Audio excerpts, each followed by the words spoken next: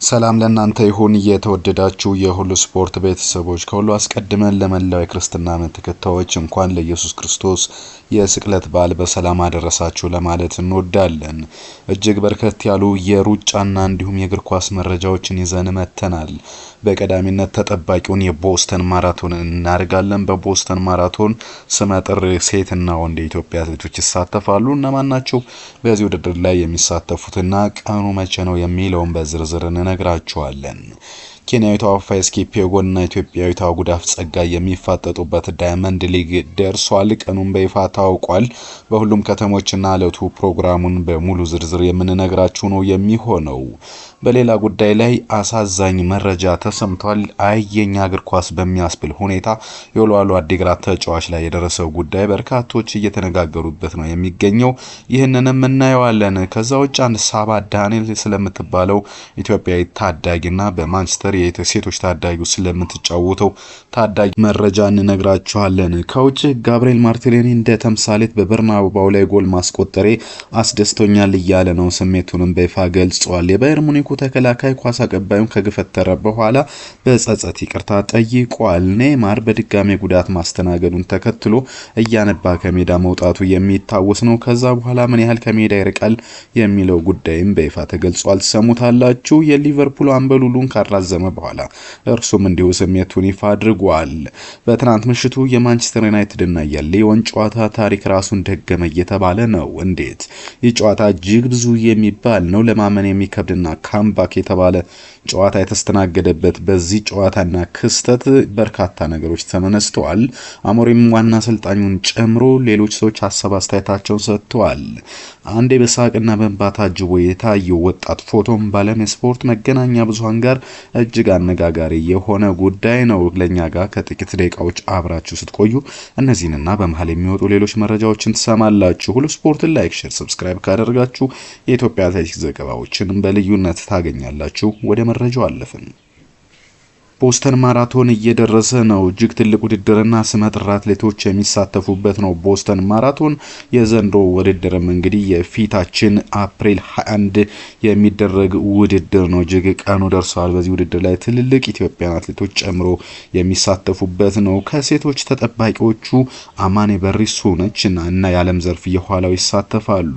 አማኔ በሪሶ 2:14:58 ሰዓት ያላትና ከላይ የተቀመጠች አትሌት ነች። ከዓለም ዘርፍ የኋላው እንዲህ የማራቶን ከባድ አትሌት እንደሆነች ይታወቃል። 2:16:52 አላት።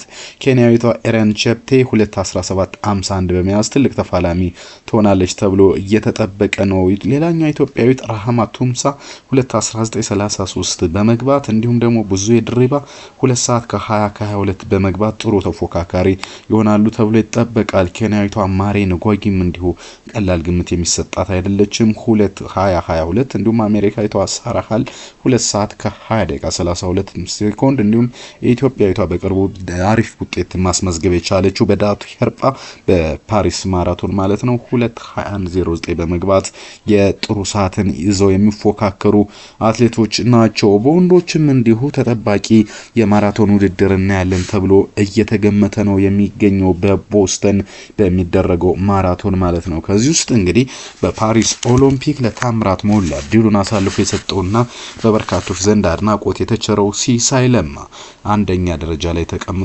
ምርጥ ሰዓት በመያዝ 2:01:48 አለው። ለአሸናፊነት ትልቅ ግምት የተሰጠው ነው። ሌላኛው ሃይማኖት አለው ከኢትዮጵያ 2:03:31 እንዲሁም አሰፋ ቦኪ 2:05:40 እና ለሊሳ ደሲሳ 2:04:45 በመያዝ ከኢትዮጵያ የሚፎካከሩ አራት አትሌቶች ናቸው። ከኬንያም እንዲሁ አራት ትልልቅ አትሌቶች ይሳተፋሉ። ከዚህ ውስጥ ምናልባት ማራቶኑን ሊያሸንፍ ይችላል ተብሎ ከኬንያ በኩል የሚጠበቀው ጆን ኮሪር ነው 2:02:44 አለው። ኤቫንስ ቺቤት ደግሞ 2:03:00 እንዲሁም ኪበሪያን ኮቱት 2:03:22 ሰዓት አላቸው። እነዚህ አትሌቶች እንግዲህ እጅግ ስመጥር ናቸው። እጅግ ትልቅ ፉክክር ይደረጋል። ቦስተን የሚታወቅ ውድድር መሆኑን ተከትሎ ትልቅ ነው ተብሎ እየተገመተ ነው። ስለዚህ ምናልባት ኢትዮጵያን አትሌቶች ድል ይቀናቸዋል ብለን እናስባለን። ሁሉ ስፖርት ሁሌም ለኢትዮጵያ አትሌቶች በሄዱበት ሁሉ ሀገራችን ኢትዮጵያ ሰንደቋ ከፍ ይበል ይላል። እናንተም እስኪ ድል ለኢትዮጵያ አትሌቶች እያላችሁ ኮሜንት ቦክስ ላይ ሀሳብ አስተያየታችሁን ግለጹላቸው። ሌላኛው ውድ መረጃ ስናልፍ ፌስኬፒዮንን ጨምሮ ትልልቆች የሚሳተፉበት የጀርመን ዳይመንድ ሊግ ውድድር ይካሄዳል። ይህ ውድድር ደግሞ ቅዳሜ አፕሪል 26 በቻይና የሚደረግ እጅግ ትልቅ ውድድር ነው። በዚህ ውድድር ላይ ኢትዮጵያዊቷ ጉዳፍ ጸጋይ ከሚሳተፉና በ1500 ሪከርድ መያዝ ከቻሉ አትሌቶች ናቸው። ከዛ ውጪ ከጉዳፍ ጸጋይ በዘለም ሩቲያጋና ኢትዮጵያዊት ዳዊት ወልዴ በዚህ ውድድር ላይ ያሸንፋሉ ተብሎ ግምት የተሰጣቸው አትሌቶች ናቸው። ዳይመንድ ሊግ 25 እንግዲህ ስኬጁል ይታወቃል። አፕሪል 26 2025 በዣይሚን ቻይና ይደረጋል።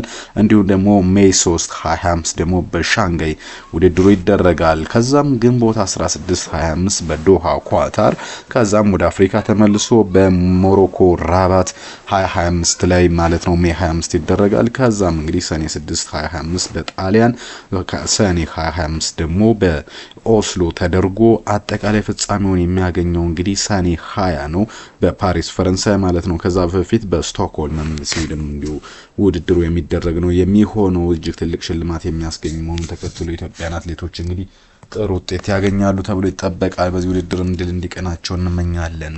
ወደ ሌላ መረጃ ስናልፍ የኢትዮጵያ ስፖርት እያስባለ የሚገኝ አንድ አሳዛኝ መረጃ እንንገራችሁ። ማንም ዞር ብሎ እያየኝ አይደለም፣ የሌሎች ደግሞ ሲገባ የኔ ግን በስርዓት አይገባልኝም፣ እንዴት ነው ብሎ የሚጠይቀኝ እንኳን አጣው ብሏል አዲግራት ተጫዋች እያሱ ለገሰ። በጣም ከባድ ሁኔታ ውስጥ ነው ያለሁት። እነሱን ለማናገር ብደውል እንደውልልሃለን፣ ያወጣውን ወጪ እንሰጣለን ይሉኛል። እንኳን ሊሰጡ ደሞዜን በስርዓት ከፈሉኝ አይደለም፣ ወጪ የማውጣው ከደሞዜ ነው። ምንም እያደረጉልኝ ስላልሆነ ከራሴ ደሞዝ እያወጣው እንዳልጠቀም እንኳን ደሞዜን በአግባቡ እያስገቡልኝ አይደለምና በጣም ችግር ላይ ነኝ ሲል ጥሪ አቅርበዋል። ከህመሙ በላይ የጎዳኝ ጠያቂ ማጣቴ ነው። ክለቡ በጭራሽ እየረዳኝ አይደለም ብሏል ተጫዋቹ። ከመጀመሪያ ሰርጀሪ ወጪ በቀር ሌላውን እያወጣ ያለሁት ከራሴ ነው። አሁን አዲስ አበባ ነኝ። እዚህ ቤተሰብ የለኝም። የምኖረው ገስት ሃውስ ተከራይቼ ነው። ምግብ የምንበላው ከሆቴል እያስመጣው ነው ብለዋል። የገስት ሃውስና የፕሌን ወጪን ጨምሮ ከዚህ በፊት ብዙ ወጪ አውጥቻለሁ። ሌላው ቢቀር ደውለው እንኳን እንዴት ነው አይሉኝም። ይባስ ብሎ ደሞዜ ለሌሎች ቡድን አባላት ሲገባ ለኔ እየገባልኝ አይደለም ብለዋል። በዚህ ሁኔታ ውስጥ ሆኜ ክስ ላይ ነው ያለሁት። ደሞዝ ከዚህ በፊት የ3 ወር ሳይገባልኝ ፌዴሬሽን ከስሽ ተከፍሎኛል። አሁንም በድጋሚ 2 ወር ደሞዝ ለሌሎች የቡድኑ አባላት ሲከፈል ለኔ አልተከፈለኝም። በዚህ ምክንያት አሁንም እንዲሆኜ በድጋሚ ከክለቡ ጋር ክስ ነኝ። በአጠቃላይ ክለቡ ምንም ነገር እያደረገልኝ አይደለም ብሏል። ወልዋሎ አዲግራት በቅዱስ ጊዮርጊስ ሁለላን በተሸነፈበት የሁለተኛ ሳምንት የኢትዮጵያ ፕሪሚየር ሊግ ጨዋታ ላይ ገና በጨዋታ የመጀመሪያ ደቂቃዎች ላይ ከባድ ጉዳት አስተናግዶ ከሜዳ በቃሬዛ የወጣው ወልዋሎ ተጫዋች እያሱ ለገሰ በጊዜው በቀጥታ ከድሬዳዋ ዩኒቨርሲቲ ወደ ሆስፒታል ሲወሰድ በነጋታው ለተሻለ ሕክምና ወደ አዲስ አበባ እንዲሄድ መደረጉ የሚታወስ ሲሆን አሁን ላይ ያለበት ሁኔታ ግን እጅግ የሚያሳዝን እንደሆነ ከተጫዋቹ ጋር በተደረገ ቆይታ ይፋ ተደርጓል። ይህም እንግዲህ የኢትዮጵያ ኳስ የሚያስብል እጅግ አሳዛኝ ጉዳይ ተብሎ እየተነሳ ነው። ይህ ሁሉ ስፖርት ነው። ወደ ውጭ ስፖርታዊ መረጃዎችን እንለፍ። ሳባ ዳንኤል ትባላለች። በደብረ ማርቆስ ነው የተወለደችው። 11 ዓመት ሆኗታል። አባቷ እንግሊዛዊ ሲሆን እናቷ ኢትዮጵያዊት ናት። እቺ ከኢትዮጵያ እናት የተወለደችው በአርሰናል የሴቶች አካዳሚ ውስጥ በልጃገረዶች እግር ኳስ ክለብ ውስጥ ተሳታፊ ስትሆን ብዙ ጎሎችን በማስቆጠር ትታወቃለች። ሳባ ወደ ፌት እንደ ሳካ መሆን ምኞቷ እንደሆነ ባላሳለፍነው ዓመት ከቡካዮ ሳካ ጋር ወደ ሜዳ በገባችበት ወቅት ገልጻ ነበረ። ይቺ 11 ዓመት ታዳጊ እንግዲህ የኤሚሬትስ ካፕ ጨዋታ በሜዳ ሲገባ ደማቅ አቀባበል ለአርሰናልም ሲደረግ በዛ ራሷን አሳይታ ነበር። አሁን እንግዲህ 16 እና 18 ዓመት ሲደርሳት ወደ ዋና ሴቶች ቡድን የመቀላቀል ተስፋ ካላቸው ሴቶች ውስጥ አንዷ ነች ተብሎ መረጃው ወጥቷል። ሌላኛው መረጃችን ጋብሪኤል ማርቲኔሊ እንደ ተምሳሌት በርናባው ላይ ጎል ማስቆጠሩ አስደስቶታል እየተባለ ነው። ብራዚላዊ አጥቂ በበርናባው ስቴዲየም በጭማሪ ሰዓት ኳስና መረብን በማገናኘት መድፈኞችን አሸናፊ ማድረግ መቻሉ የሚታወቅ ጉዳይ ነው። ማርቲኔሊ ከዓመታት በፊት ቴሪ ዳንኤል ሆነሪ ተመሳሳይ ገድል በፈጸመበት ስቴዲየም ላይ ቡድን አሸናፊ ያደረገች ጎል ማስቆጠር መቻሉን በኩራት ገልጿል። የመድፈኞች የምንጊዜም ከፍተኛ ጎል አስቆጣሪ በ2006 በጥሎ ማለፍ 16 በርናባው ላይ አስደናቂ ጎል ማስቆጠር መቻሉና ቡድኑን በደርሶ መልስ ውጤት አሸንፎ ሩብ ፍጻሜ መቀላቀል መቻሉም የሚዘነጋ ጉዳይ አይደለም። የባየር ሙኒኩ ተከላካይ ኳስ አቀባይን በመገፍተሩ መጸጸቱን ተናግሯል። የባቫሪያኑ ክለብ ተጫዋች ጆሴፕ ስታንሲች ቡድኑ በሻምፒየንስ ሊግ ከኢንተር ሚላን ጋር ሳንሴሮ ላይ በነበረው ፍልሚያ በመጨረሻ ደቂቃ ጎል ለማስቆጠር በነበረው ትግል የኳስ አቀባይን በመገፍተሩ የማይረባ ስራ መስራቱን ተናግሯል። ኢንተር በዛ ምሽት ጨዋታ ሜዳው ላይ ሁለት አቻ ቢለያይም በድምር ውጤት 4-3 አሸንፎ በግማሽ ፍጻሜው መቀላቀሉ ማረጋገጡ የሚታወቅ ጉዳይ ነው። ስታንሲች በዓለም ላይ ያለ የትኛውን ቡድን መሪ ከሆነ ሰዓት ለማባከን ጥረት ማድረጉ የተለመደ መሆኑን አስታውቆ ድርጊቱ ትክክል እንዳልነበረ በመግለጽ መጸጸቱንም አሳውቋል። ኔይማር በድጋሚ ጉዳት ማስተናገዱን ተከትሎ ከሜዳ እያነባ መውጣቱ ይታወቃል። የ33 ዓመቱ ኮከብ ብራዚላዊ ሻምፒዮንሺፕ ቡድኑ ሳንቶስ ተጋጣሚውን አትሌቲኮ ኤምጅን 2-0 በረታበት ግጥሚያ የጭን ጉዳት ማስተናገዱን ተከትሎ በ34ኛው ደቂቃ ተቀይሮ ለመውጣት ተገዷል። ኔይማር በካምፔናቶ ፓውሊስታ ጨዋታ ተመሳሳይ ጉዳት አስተናግዶ ለ6 ሳምንታት ከሜዳ ለመራቅ ተገዶ እንደነበር የሚታወስ ጉዳይ ነው። የ33 ዓመት ተጫዋች ከጉዳት ተመልሶ የመጀመሪያ ጨዋታውን ባሳለፍነው እሁድ ከፍሎሜንስ ጋር ተቀይሮ በመግባት ማድረግ መቻሉ የሚታወስ ጉዳይ ነው። እጅግ ተደጋጋሚ ጉዳትን እያስተናገደ የሚገኘው ኔይማር ምናልባት ጉዳቱ እስከ 3 ወር ከሜዳ ሊያርቀው ይችላልም እየተባለ ነው። ሊቨርፑል ያምበሉን ላራዝመዋል። የሜርሳይዱ ክለብ የተከላካይ ስፍራ ተጫዋቹን ለተጨማሪ ዓመታት ማራዘሙ በይፋ መገለጹ የሚታወቅ ነው። ኔዘርላንዳዊ ተከላካይ በቀዮቹ ቤት ያለውን ኮንትራት ለተጨማሪ ዓመታት ማራዘሙ ተገልጿል። ቫን ዳይክ እስከ 27 የሚያቆየውን የሁለቱ የውድድር ዓመት ውል ማራዘሚያ ፈርሟል። ቫን ዳይክ በአዲሱ ኮንትራት የውል ማፍረሻ ለመካተቱ ሲነገር ከዚህ ቀደም የሚያገኘው ሳምንት የ400,000 ፓውንድ ተመሳሳይ እንደሚከፈለው መገለጹ ይታወቃል። ይህን ተከትሎ ሊቨርፑል ጥሩ ቡድን ነው፣ ጥሩ ጓደኞችና ወዳጆች አሉኝ፣ የቡድን መንፈሱም ጥሩ ነው፣ በዚህ ክለብ እንድቆይ መደረጉ እጅግ አስደሳች ነው ሲል ከኮንትራቱ በኋላ ስሜቱን ገልጿል። በትናንቱ የማንቸስተር ዩናይትድ እና የሊዮን ጨዋታ ታሪክ ራሱን ደገመ እየተባለ ነው።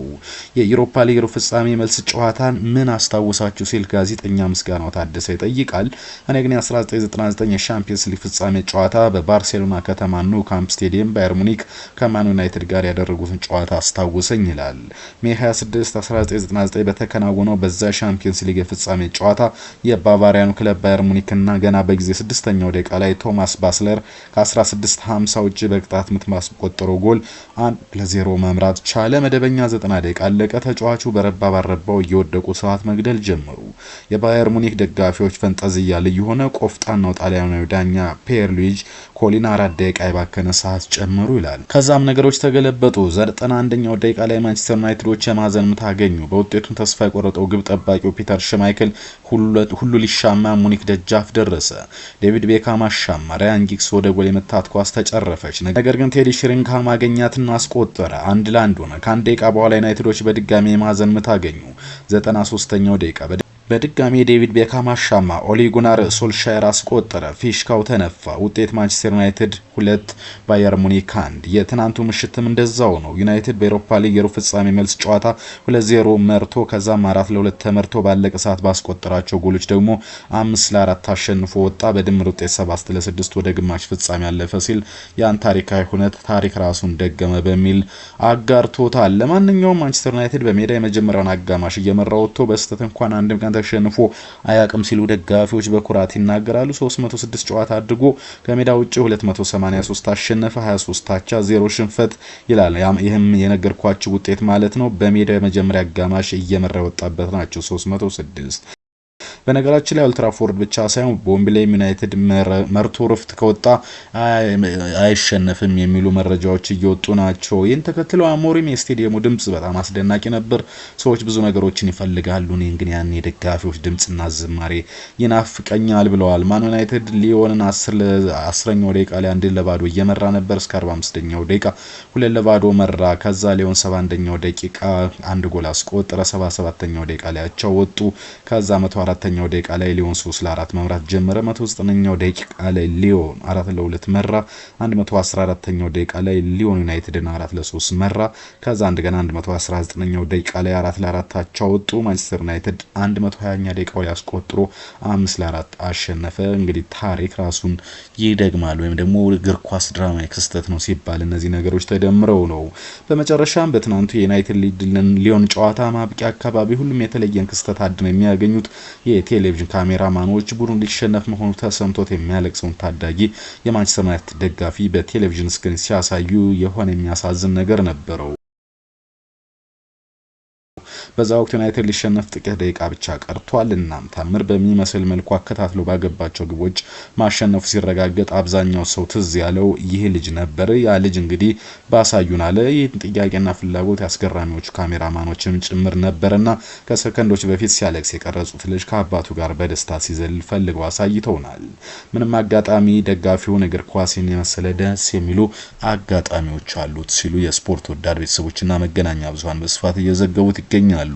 ክቡራትና ክቡራን የሁሉ ስፖርት ቤተሰቦች ለአሁን ያስኳትላችሁ መረጃዎች አበቃው። መልካም ጊዜ እንዲሆን እመኛለሁ። ለክርስትና እምነት ተከታዮች በሙሉ መልካም የስቅለት በዓል እንዲሆንላችሁ እንመኛለን። መልካም ጊዜ